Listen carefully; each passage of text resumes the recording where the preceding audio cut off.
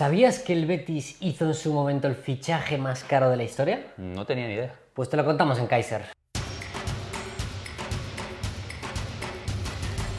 Bienvenidos a un nuevo vídeo de Kaiser. Hoy toca hablar de los fichajes más caros de la historia, Guille. Sí, me gusta mucho este tema porque cada vez estamos viendo cómo se baten los fichajes, ¿no? El récord, ¿no? Es que ahora se paga, bueno, ahora ya no tanto, pero se han pagado más de 100 millones por muchísimos jugadores. Vamos a empezar por los primeros. ¿En qué momento empieza a conocerse esto de los fichajes? A ver, el punto clave es 1885, ahí la FA, la Federación Inglesa, legaliza el profesionalismo en el fútbol y dice, oye, ya hay que se puede pagar a los jugadores. Y unos añitos después aparece el Aston Villa para pagar la friolera, Guille, de 100 libras en 1893. El primer fichaje de la historia. Willie Groves, un escocés del West Brom, que precisamente el año anterior con el West Brom le había metido un 3-0 en la final de la FA Cup al Aston Villa. El Villa dijo, pues a este tío me lo llevo yo. Tanto a él como a su compañero de equipo, John Reynolds. La FA dijo, no, esto Aston Villa no se hace. Multita al canto al Aston Villa de unas 25 libras y les obligaron, por así decirlo, a pagar un traspaso. Pagaron 100 libras por Groves y 50 por John Reynolds. Anteriormente, este tío, Groves, en Escocia, había trabajado en una cantera, es decir, ahí picando piedra. Y le gustaba mucho la pasta, había jugado en el Hibernians y se decía que había participado en amaños de partidos. Pero curiosamente, tanto él como John Reynolds, los dos primeros fichajes de la historia, murieron muy jóvenes, Groves con 38 años y Reynolds con 48, y los dos pobres, arruinados.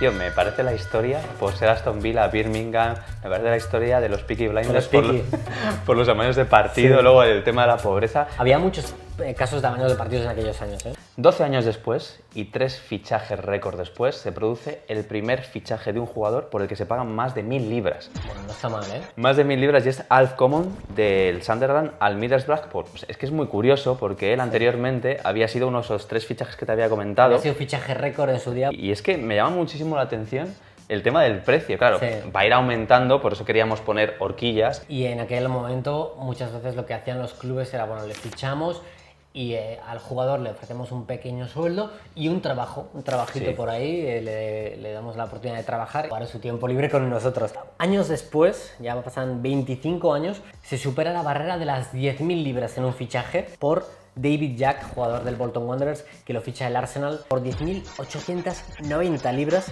Herbert Chapman, el mítico entrenador, bueno, que era como un manager, que se encargaba de todo, de que si los dorsales en las camisetas, anteriormente no había ni dorsales en las camisetas, quiero iluminación en el campo.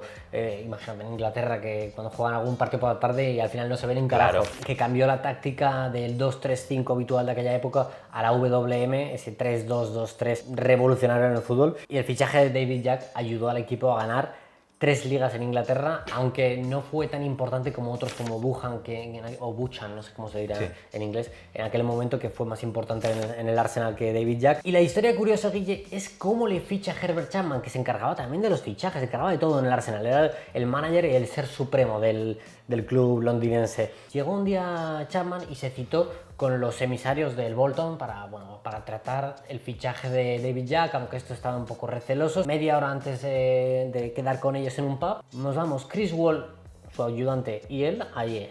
Y llegan allí y le dicen al camarero, oye, quédate estas 2 libras y haz una cosa. Cuando vengan nuestros invitados, a nosotros nos vas a poner un gin tonic y un whisky con ginger. Y cuando lleguen nuestros invitados, a ellos les vas a poner lo que pidan. Eso sí, una condición. Cuando se lo pongas, ponles el doble de alcohol.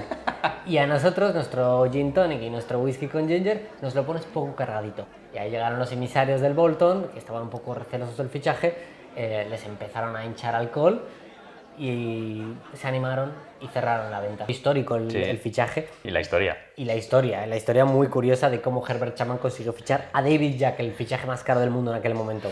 Vamos a pasar a 1932 y vamos a hablar del primer fichaje no británico, porque hasta ahora estamos hablando de ingleses, de británicos. Ingleses, escoceses, todo. Correcto, y ahora vamos a hablar de Bernabé Ferreira, que es el primer fichaje, como te decía, no británico, y fue de Tigre a River Plate por 23.000 libras, bueno, 35.000 pesos al cambio.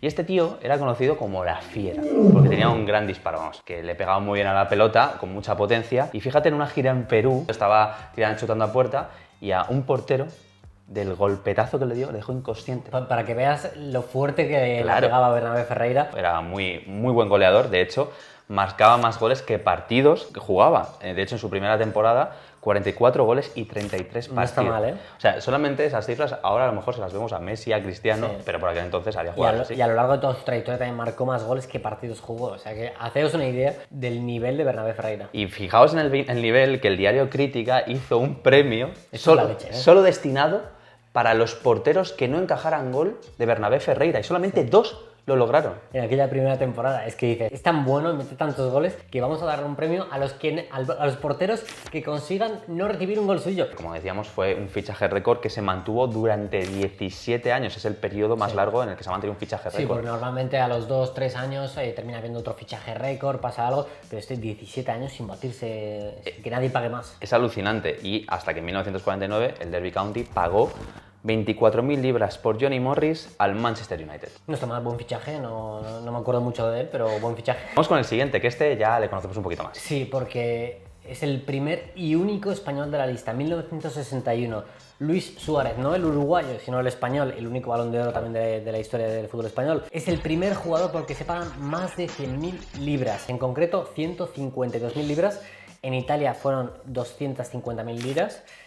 Aquí en España se habló de una cantidad en torno a los 25 millones de pesetas, más 5 millones de pesetas por 2 partidos amistosos Barça-Inter, Inter-Barça, y ahora serían como unos 156.000 euros, para que hagáis el cálculo. Había sido Balón de Oro en el 60, finalista en la Copa Europa en el 61, y Elenio Herrera, que había sido su entrenador en el Barça, se fue al Inter y dijo a Moratti, oye, yo quiero a este tío, quiero a Luis Suárez, que este tío es muy bueno y nos va a ayudar a cumplir nuestro objetivo, que es ganar la Copa de Europa. Hay que pagar lo que sea por él. Y el Barça estaba en crisis económica. Además, la grada estaba dividida entre cubalistas por Kubala y suaristas. Había muchos que no querían a Luis Suárez, que jugaban en el Camp Nou y le pitaban. Y tenían una crisis muy grande económicamente porque estaban construyendo el Camp Nou, que en un principio había sido presupuestado en 90 millones de pesetas y al final les terminó costando 288 millones de pesetas. Inter, Luis Suárez hizo historia, 3 ligas, 2 Copas de Europa. Ya empezó ahí a moverse mucho la pasta en Italia. Anteriormente a Luis Suárez, Jepson se había ido al Napoli como traspaso récord. Otro traspaso récord es Schiaffino llegó al Milan, otro traspaso récord Sivori a la Juve, y tras Luis Suárez, Angelo Sormani se fue a la Roma, Harald Nielsen récord al Inter y Pietro Anastasi récord a la Juve. La pasta estaba en Italia. Muchísima pasta. A ver, también es cierto que había muy buenos equipos, muy buenos jugadores, y vamos a seguir hablando de muy buenos jugadores, y vamos a movernos hasta 1973, y vamos a hablar del primer fichaje récord en España. Primera vez que en España dicen, venga, ponemos la pasta y batimos el récord del fichaje más caro del mundo. Claro, te pones a pensar qué jugador en los años 70, bueno, qué 2 jugadores en los años 70 pues destacaban, ¿no? A lo mejor Beckenbauer y también Cruyff, ¿no? Que fue el jugador por el cual el Barça pagó 60 millones de pesetas, 360.000 euros actuales, procedente del Ajax, y cambió la historia. Cambió la historia del FC Barcelona, estuvo 5 temporadas y en su primer año ganó la Liga tras 14 años sin lograrlo. A nivel de jugador, en el Barça tampoco fue una carrera muy exitosa. Me parece que ganó la Liga y la Copa, y no sé si algún título más de estos que había por aquel entonces que no era tan reconocido, pero es que lo cambia todo. La llegada de Cruyff, 14 años, imaginaos 14 años sin ganar la Liga el Barça, y llega Cruyff y la ganan, y luego cambia la historia del club como jugador, como entrenador, lo hace absolutamente todo. Otro fichaje que cambió la historia es el de Maradona, no tanto en el Barça, pasó un poco como con Cruyff. 1982, Boca Juniors y Barça acuerdan vender a Maradona por 1.200 millones de pesetas, lo que viene a ser ahora 7,2 millones de euros. No estuvo mucho en el Barça, solo 2 temporadas. Tiempo después bate otro récord, y es al marcharse al Napoli por 1.400 millones de pesetas, 7,4 millones, es decir, casi lo mismo pero un poquito más. El Barça rentabiliza al final el fichaje de Maradona. A mí me encanta Italia, vamos a hablar de fútbol italiano y vamos a hablar de un jugador por el que se pagó más de 10 millones de euros. Vamos a hablar del primero. En 1990, también un jugador que lo hacía muy bien en la Fiorentina, que es Roberto Baggio, y la Juve pagó 25.000 millones de liras, que al cambio son más de 12 millones. Bueno, mucha pasta, ¿eh? Y luego fue Balón de Oro en 1993. Juventus tenía que pagar por él, y también es cierto que afianzó más el odio entre Fiorentina y Juventus. Por haberle... Aún más, sí. Bueno, pues 2 temporadas después, ya en el 92, se bate un récord. Jean-Pierre Papin, también otro Balón de Oro, llega al Milan desde el Marsella, Vialli se va de la Sampdoria a la Juve, y se convierte un poco después Gianluigi Lentini en el fichaje más caro de la historia. Un jugador italiano, jovencito, que pintaba muy bien, porque pagan en torno a 9,5 millones de euros.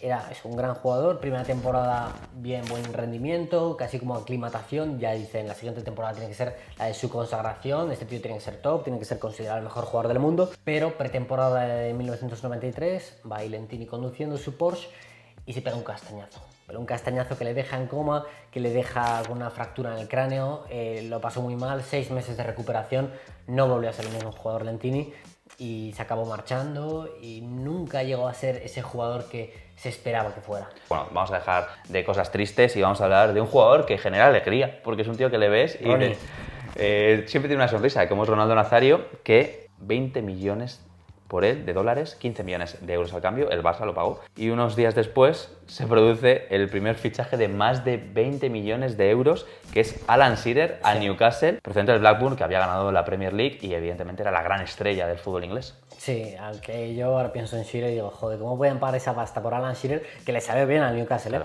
Pero y estás pagando más por él que por Ronaldo Nazario. Digo, yo soy el Newcastle y voy a por Ronaldo Nazario, tío. Además que tenía 20 años, 21 años ahí en ese momento, y al año siguiente... El año siguiente ya el Barça no puede retener a Ronnie, Ronaldo se quería quedar, no llegan a un acuerdo, y el Inter paga la cláusula de rescisión de 4.000 millones de pesetas, al cambio 24-25 millones de euros. Para inversión, la que hace al año siguiente el Betis. El Real Betis Balompié, sí, hace el fichaje más caro del mundo. Y aparece ahí Manuel Ruiz de Lopera, que por entonces era el presidente del Betis, un tipo bastante excéntrico, que dijo, yo vengo aquí a poner la pasta, yo vengo aquí a hacer fichajes galácticos. Y se lleva a Denilson, un brasileño de Sao Paulo. Lo ficha un año antes, en el 97, pero no llega hasta el año siguiente. Me parece que lo deja cedido un año en Sao Paulo. Y ya cuando pierde la final del Mundial con la selección brasileña, llega Denilson por 5.300 millones de pesetas, 31 millones de euros más o menos. Firma un contrato, es que viene a la ópera. Dice, no, yo te firmo un poco aquí un contrato de 10 temporadas. Dios. O sea, imagínate un jugador fichando, haciendo un contrato de 10 temporadas. Tío, y lo que tendría que pagar, o sea, por él, o sea, ¿cuánto le tendría que pagar al jugador por 10 temporadas? Claro, no, le pagarían un pastizal seguro y no salió nada bien. 2 temporadas después el Betis desciende. Lo curioso de este fichaje, que llega como el 30-31 de julio, es que 2 días antes Luis Aragonés, otro tipo ahí que decía, aquí a nadie me torea, dijo, yo no quiero este fichaje. Y le dijeron, ¿cómo que no? Hombre, vamos a hacer un fichaje top, el mejor jugador del mundo, uno de los mejores del mundo, pues vamos a pagar muchísimo dinero por él. Y dice Luis Aragonés, que yo no quiero este fichaje, no me encaja en el equipo, así que dimito. Y dimitió 2 días antes de que fichasen a Denilson, el maestro de las bicicletas, un jugador que marcó la infancia de muchos como yo, por ejemplo. Sí. Y bueno, eso, el Betis acabó descendiendo, Denilson se iba cedido, volvía. Y después llegan otros fichajes como Levieri al Inter, Hernán Crespo. Pero entonces, Guille, en 2000, ¿quién aparece? Aparece Florentino Pérez para cambiar las reglas del juego. Lo rompe todo el tío. Lo rompe todo con el fichaje de Luis Figo, por el cual se paga más de 60 millones de euros. Alucinante. Para Florentino Pérez era muy importante traer grandes estrellas. Joder, y al capitán del Barça, pagando la cláusula ahí a tocateja, 10.000 millones de pesetas desde aquel entonces. A mí me explotó la cabeza. El compromiso que tuvo Florentino Pérez con los socios es que había prometido en su candidatura a Luis Figo y dijo que si no conseguía el fichaje de Luis Figo, él iba a pagar el abono de todos los socios que estaban en el Real Madrid, en Santiago Bernabéu, o sea, para que veáis un poco la repercusión. Pero es que no solamente acaba con eso. Al año siguiente dice, que quiero mejores jugadores, pues me tengo que fichar a Zidane. Y bate otro récord. Bate otro récord. 72 kilos o así. Y el siguiente récord mundial, Zidane está como 7-8 años. El siguiente récord mundial de fichaje más caro, también Florentino, dice, Kaká, aquí.